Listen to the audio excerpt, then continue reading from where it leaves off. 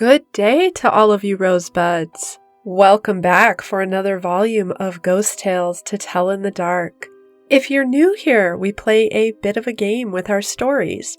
The stories in each volume are either complete creative fiction or based on a kernel of truth. Today we have 3 stories for you. 2 are based on true experiences and 1 is not. So listen all the way to the end and I'll reveal which is which. With that, on to our first story. I hope you enjoyed all of those stories. Leave us a comment down below and tell us which one you thought was the fictional one. If you're listening on YouTube or our podcast, check out that website on blackrosereads.com for our story contest that's going to be opening up very soon, and you can submit your own spooky story. Okay, on to the reveal. Story number 1, The Haunted Old Tape Recorder by Excellent Reach 6641 is a true story. Thank you so much for allowing us to read your story, Excellent Reach. I really enjoyed it. And my apologies if I mispronounced the Japanese names, which I probably did, but I really enjoyed the story, so thank you for sharing it. Story number 2, The Picture That Won't Leave Me by Numerous Ad 9304. And this was based on a true story. Thank you again so much for allowing us to read it. I loved your story. Which brings us to story number 3, The Security Guard Job by Tall Andrew 675, our fictional story. I still loved it all the same. Great story. So that's a wrap, rosebuds. Until next time, stay creepy. The Haunted Old Tape Recorder by Excellent Reach 6641. When I was working for a company as a junior chief editor, I had to work late and volunteer for late night shifts. The staff was broken up into teams of 6, and we had to take turns working the late night shifts in the office. Since we were in a group of 6, we weren't afraid to be in the office at night. We used to have light music switched on while we worked. Thus, one night, as we were doing our late night shifts, one of us brought a tape recorder that played only cassettes. We were impressed that our colleague still had that old tape recorder with her, and she told us that it was her late grandfather's. We were excited to try the old tape recorder out. She inserted a cassette into the recorder and pressed the play button. She told us that that particular cassette has mostly old Shah Rukh Khan songs from the film Kuch Kuch Hota Hai. So most of us knew the playlist from that film, and we started enjoying the track list as soon as it started. The songs were playing fine till the end of the track list, and then it repeated. We didn't mind listening to the same songs again as it filled the cold void around the office. Everyone was familiar with the cold and chill air around us. In fact, we would feel it every other night in the office. It seemed normal that our office had some strange things going on during the night hours. Sometimes we would hear plates and cups clattering in the pantry as if someone was in there making themselves a drink or food, even when all of us would be at our tables doing our work at night. Some even reported seeing a shadow coming from the lift, but no one came out of it, and made the lift door open for a very long time. As the songs were playing from that old tape recorder, most of us knew the track list order. We knew what song came next after a song from that cassette. When the song Kuch Kuch Hota Hai ended, we knew that the next song was supposed to be Sansanji Ga Aya, but a different song came, totally unrelated to the movie or the language. We looked at each other in shock and quickly asked the staff member who owned that tape recorder if she had saved more than one movie song on the cassette. She was just as shocked as we were, and said she only had the songs from the Kuch Kuch Hota Hai movie. Then the staff tried to replay and rewind the cassette to play it in the right order, but that different and unusual song kept playing instead. It creeped us out so bad that finally she took the cassette out of the recorder and told us to just play our usual music from our computer. She put the cassette back in its case and left it there. As we were searching for the usual music on our computers, we suddenly heard soft music coming from the pantry. It was the same music we heard from the tape recorder just a while ago. This was going beyond the normal strange things we experienced, and everyone felt it was time to leave the office immediately. So we quickly clocked out and left. The staff who brought the tape recorder was too afraid to even take the recorder back with her, and she left it in the office that night. The next day, when we came back to the office in the morning, we noticed that the cassette was out of the case and it was broken. Sometimes we still hear the tape recorder playing that same music again and again in the office at night. It's become a part of the normal paranormal happenings in the office now. But that music, the music is none other than the Japanese samurai music. The Picture That Won't Leave Me by Numerous AD 9304. I am 16 years old, and I've lived in the same neighborhood since I was around 6 or 7. It's a nice place, and there aren't really any problems with the neighbors. We all get along. Where we live, there are like 5 houses with 3 in a row and 2 across. Behind the ones across, there's an old abandoned place and 2 other small buildings that both seem to be burned down. They've been like that even before we moved here. There's this strange type of wood fence. I don't know what it's called, and it has holes on the bottom. For some reason, dogs do not like to cross over to the other side. And if one does, then at night, you can hear them barking. It always sounds to me as if they're asking for help, because I notice that when they come back, most of the time they aren't the same. Well, when I was around 10, my mom's friend lived in one of the houses that was across from us. She had kids around my sibling and I's age.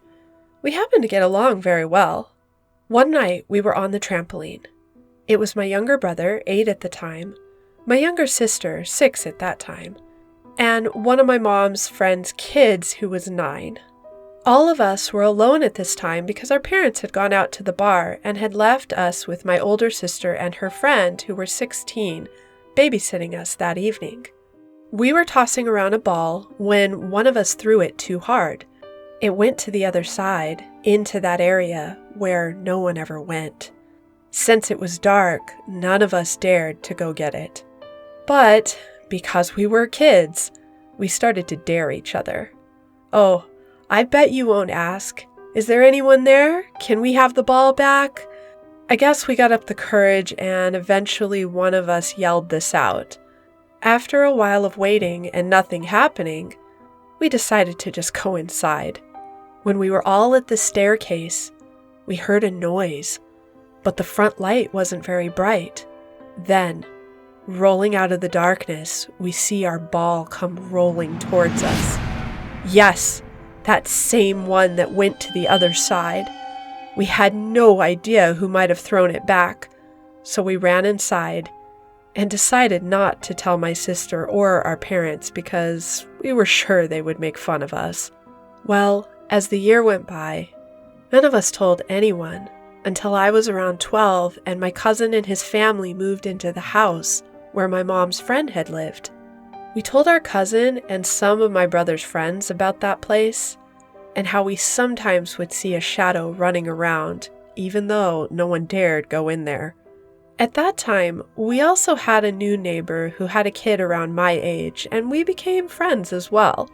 Their house was right in front of the big opening to the other side of that creepy area. Being older now, my friend and I thought we were big tough girls, so one day we planned to go to the other side. Keep in mind, it was our first time in there, so we had no idea what to expect. We were going to explore this as a big group, so I don't think we expected anything to happen. It was my cousin, my brother's friends, and our neighbor. My cousin and I were the only girls. The guys decided to go in first. This first building we were investigating was made out of cement bricks. but it was half destroyed and in pieces. The other half just seemed very old. It was odd. There were many toys in bags, and some just lying around as well. Behind it was old grass and nothing else but what seemed to be toilet paper all over the dead plants. In front, there was a small room also made of cement, but this one had yellowing windows. It was more of a small house with 2 rooms. One of the windows was broken. Everyone except me decided to go in and explore deep inside these buildings. I decided to stay near the entrance to our neighborhood. I don't remember why I didn't go. I was just walking around trying not to go too far in when I suddenly noticed something on the floor, and I reached out to grab it. I was surprised to discover it was a picture of what seemed like a family. There was a very pretty lady and a little girl and a man. In the background, you could see this same exact place before it had fallen into disrepair. The picture seemed very old. It was faded and folded with creases. I called over my cousin and a few of the guys to show them the picture. My brother and his friend were still inside the house. We just stared at it for a while when we realized that very faintly in the background of the picture, behind the lady, there was a shadowy figure of a man.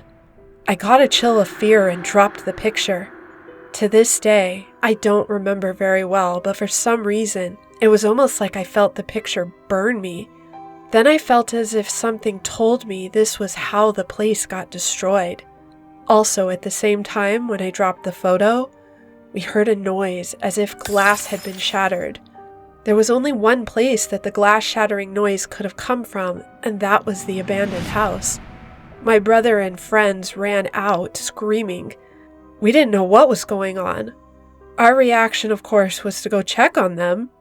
Then we got there, and my brother and his friend were running out. We all ran back to my house without looking back. Turns out that when my brother and his friends were in there, a window randomly broke. They told us that just before the glass shattered, they saw on the floor the words, "Get out of here," and it seemed it was written in blood. After that time, we never dared to go back in. But even to this day, we still see and hear things. One time when it was dark, my older brother and I were outside waiting for his girlfriend. There was no one home but the 2 of us, and suddenly we heard a scream so similar to my younger brother's voice coming from the place. It gave us chills. At that time, my younger brother was in Mexico. Truth is, ever since we decided to go into that place, things feel very different. Even 4 years later, I still wonder about that picture. I think about it a lot. I do know my story sounds so unreal. Hearing myself talk about it sounds so unreal. But we were there. We were there. The Security Guard Job by Tall Andrew, 675. Back in my college days, I used to work for a private security firm. Right around spring break, this construction company had been hired by a real estate developer to remodel a building that had once been a small but old hospital. We're talking mosaic tiles and red brick, so the building had merit for restoration, although I wasn't sure what kind of gentrification project it was going to be. Anyway, being that it had been abandoned for many years, and it was on the edge of town, it had become a local hotspot for partying teens and the random ghost hunters. Yes, the property was rumored to be haunted. Now, I should state that before this job, I was the poster boy for Skeptics R Us. I was a science major and believed there was a rational explanation for everything. An atheist to the hilt. Let's just say after this, I moved from stone-cold atheist beliefs to atheist/agnostic light beliefs. My job was simple. There was a trailer just outside the building where the contractors met during the day and did office work. They allowed the laborers to use it as a break room. There was also a small corner of the trailer where they set up 3 security screens. There were cameras strategically positioned around the property. My hours were a part-time swing shift between 6 p.m. and midnight. Between these 6 hours, I manned the cameras and had to get up about every hour or so to do a walk around. Make sure there wasn't anything going on that the cameras might have missed. The first few nights I was there, nothing out of the ordinary happened. I thought, this is gonna be great. I can get my homework out of the way, and I'll have more time to party on the weekends. You can see that I didn't expect to have any actual security duties other than watching a bunch of cameras and taking a light walk for exercise. Maybe on occasion chase off some partying teens. This was my complete expectation. Unfortunately, this would all unravel for me with each week that passed. Things started on the third night or so. I saw a figure on one of the cameras. That location was in the West Wing, second floor. I was staring at it, and then it kinda just faded away. I was pretty annoyed, as I just settled into doing a lengthy essay. I got my utility belt, grabbed my flashlight, and off I went. As I was patrolling the halls, I started to hear scratching sounds. At first I thought nothing of it. This place is probably crawling with rodents, I thought to myself. I got to the spot where the person was on the camera. Even though I was a skeptic, I had to admit the place was creepy. I called out in my most commanding tone I could muster, "Hey, whoever's here, this is private property and you need to leave or I'm calling the police."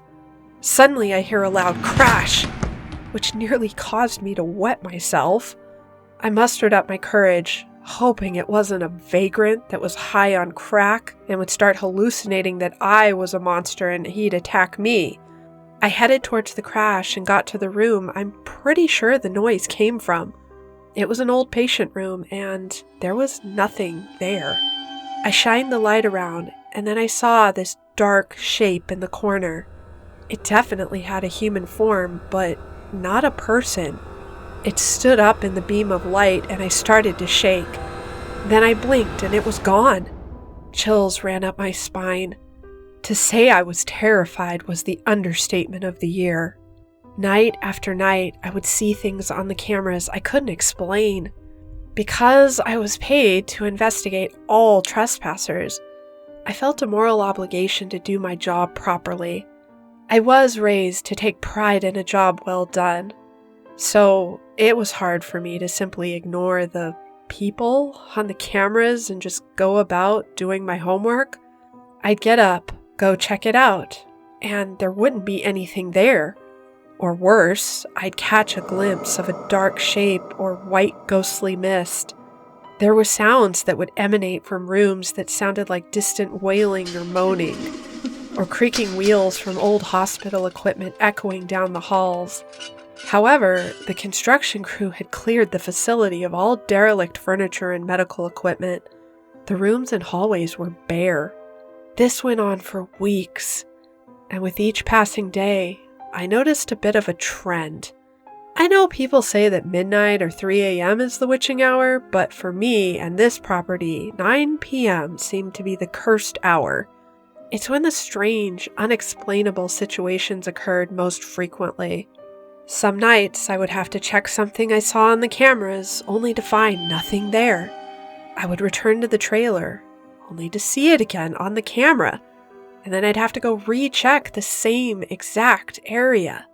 I felt drained. I wasn't getting my homework done. With an odd sleep schedule, I'd have to carve out time to get my homework done before and after class and work. Squeezing in an hour here and there was not productive, and my grades were starting to slip as I couldn't study properly. I'd taken the job in the middle of the spring semester around March when the snow was starting to let up, and it was a temp position that was supposed to go until August. The pay was good, but this was getting ridiculous. After several weeks in, I was already contemplating leaving. Then there would be this one incident that would make me quit without even giving 2 weeks' notice, which was unheard of for me. Another night, and I was sitting in the office when I glimpsed something on the screen. It looked like a person, So I gathered my stuff and got ready to go out. It was a new moon and dark as hell outside.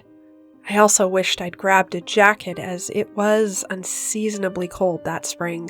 I headed towards the area where I'd seen the movement on camera. It was a corridor on the first floor. I paced myself, walking at a leisurely pace. I wasn't in a hurry because, quite frankly, this was getting to be a bit of a habit of disruption for me. I didn't expect any actual people to be in the corridor. But as I said, good work ethic and all compelled me to do my job. As I approached the corridor and rounded the corner, I spotted what looked like someone walking down the hall. I called out to them, "Hey, you need to leave!" And then the apparition just vanished at the end of the hall. For context, the beam of my flashlight was only a good 25 feet in front of me, and the hallway was perhaps twice that length.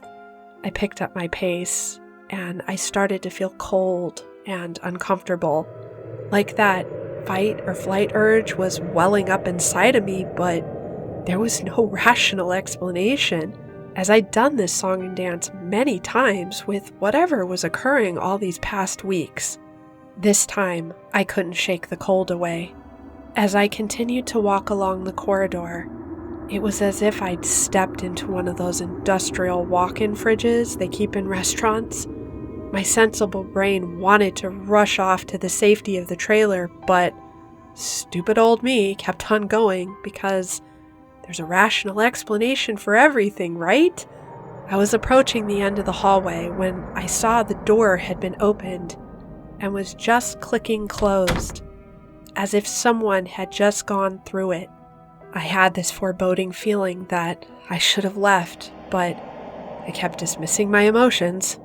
I pulled the door back, and it was a big, heavy door leading downwards towards the basement.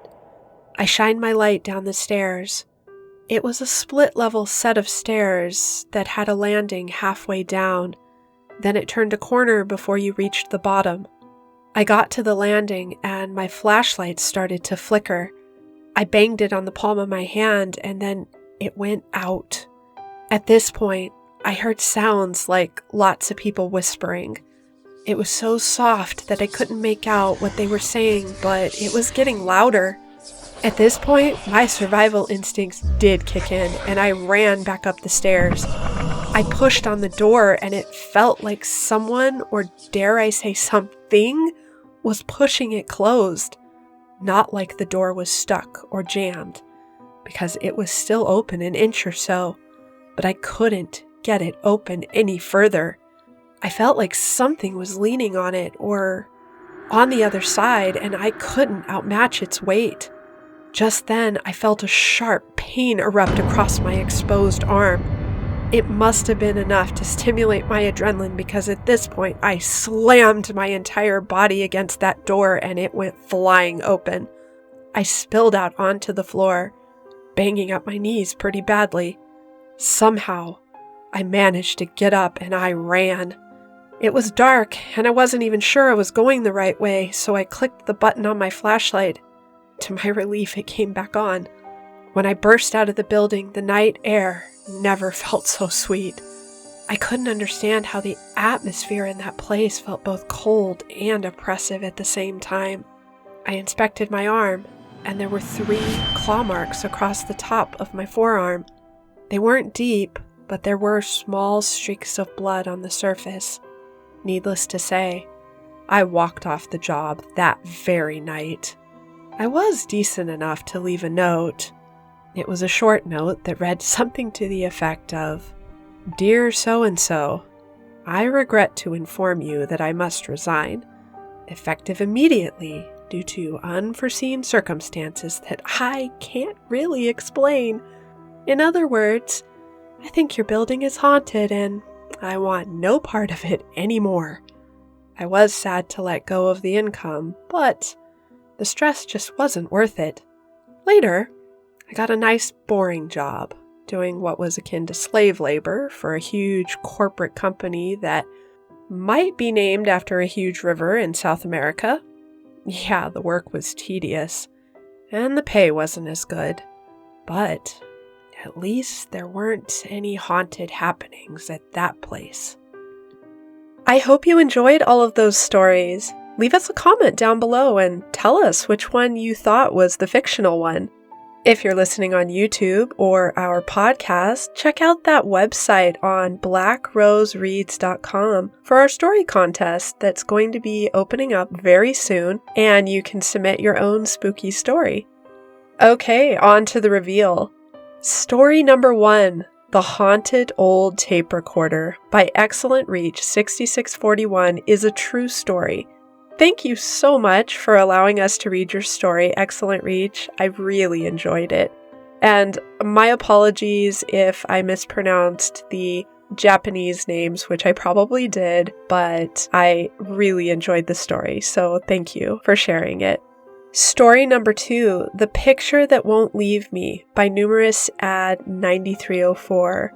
And this was based on a true story. Thank you again so much for allowing us to read it. I loved your story.